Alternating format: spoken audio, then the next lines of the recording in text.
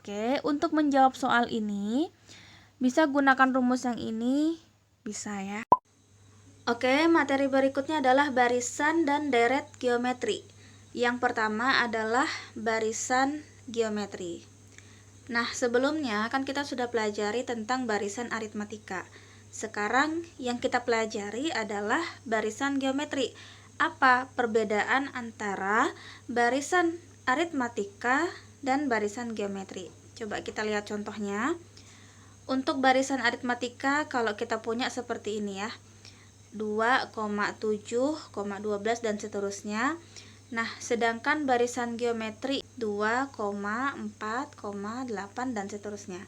Artinya, kalau barisan aritmatika itu suku-suku barisannya itu berubah secara tetap karena operasinya itu penjumlahan, yaitu ditambahkan gitu ya.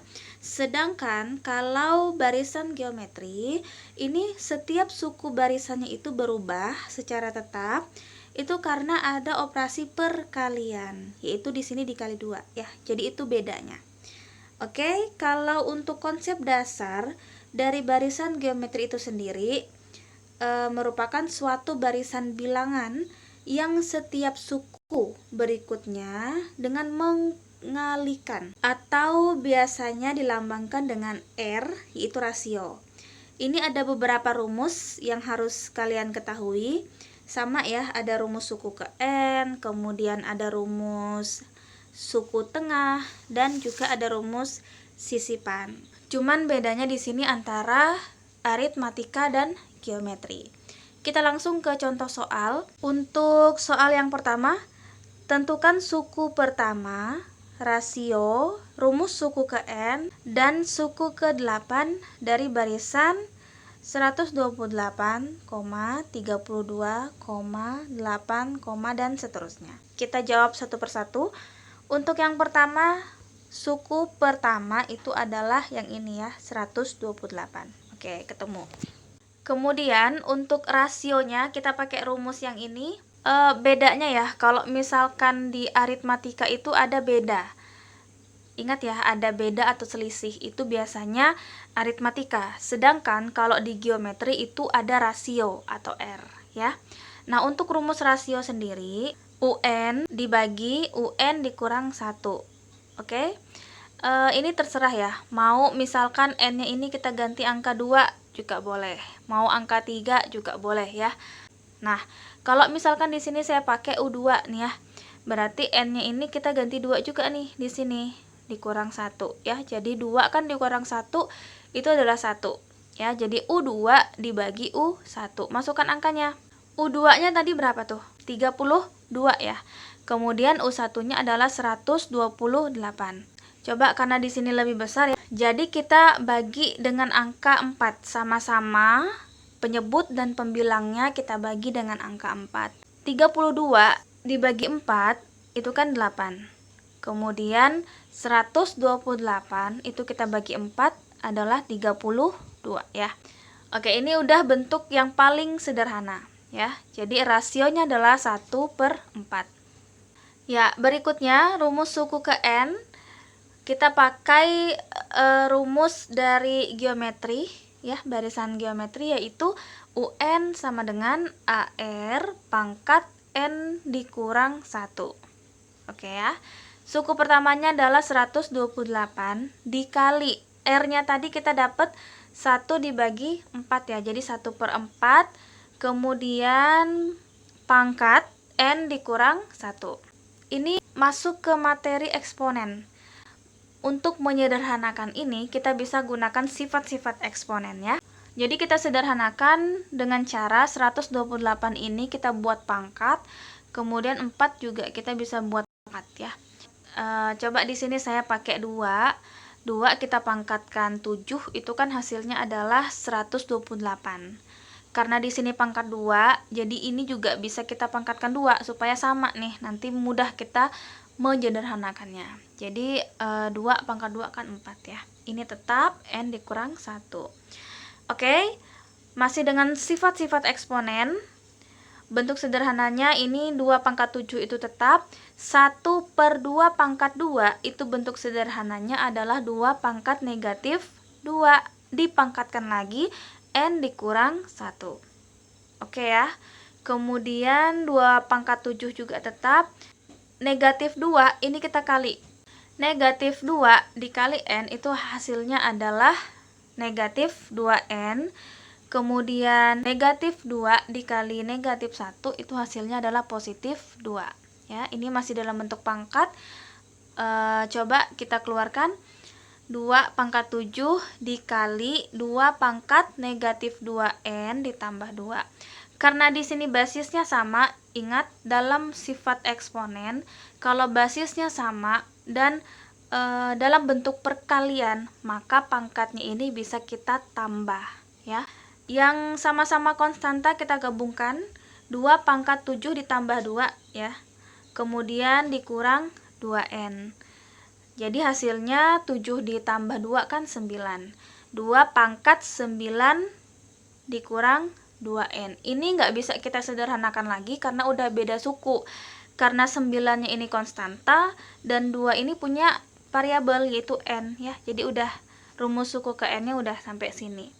Nah, karena ditanya suku ke-8, kita bisa gunakan rumus yang ini ya, atau mau langsung pakai yang ini juga bisa. Nanti kalian coba-coba ya. Saya mau langsung pakai rumus yang ini yang kita dapat tadi. Kita tinggal ganti N-nya itu dengan angka 8.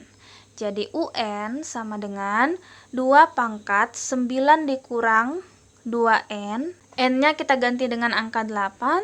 Jadi 2 pangkat 9 dikurang 2 dikali 8 ya.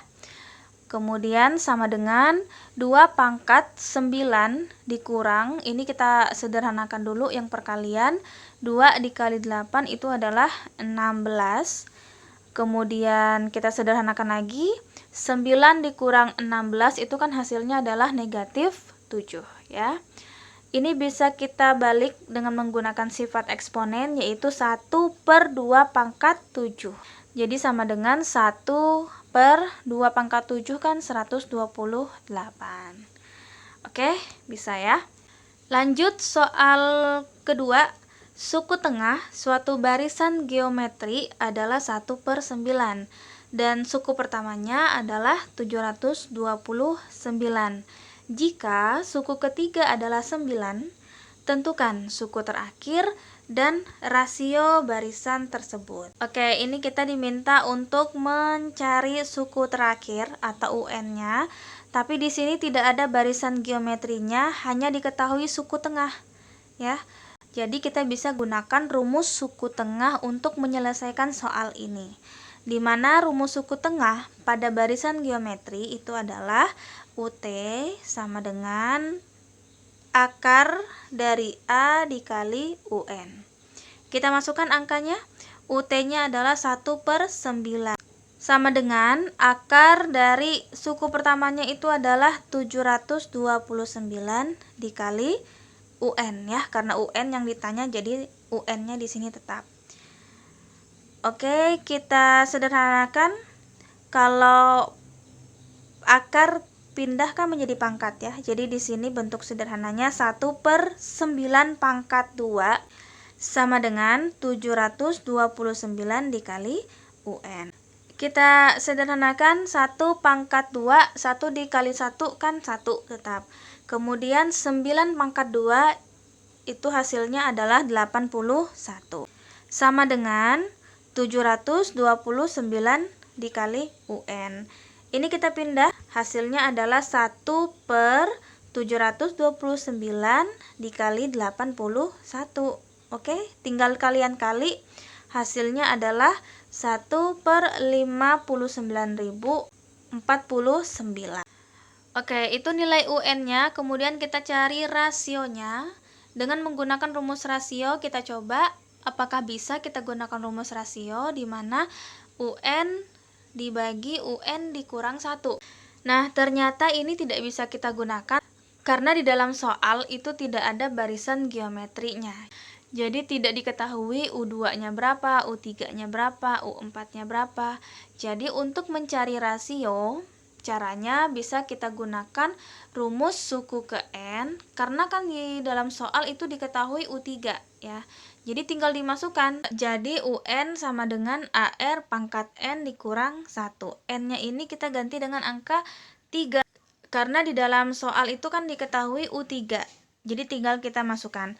U3 sama dengan AR pangkat 3 dikurang 1 ya. Kemudian karena U3-nya itu adalah 9, jadi kita tinggal masukkan 9 sama dengan suku pertamanya adalah 729 ya, dikali R pangkat 2. Oke.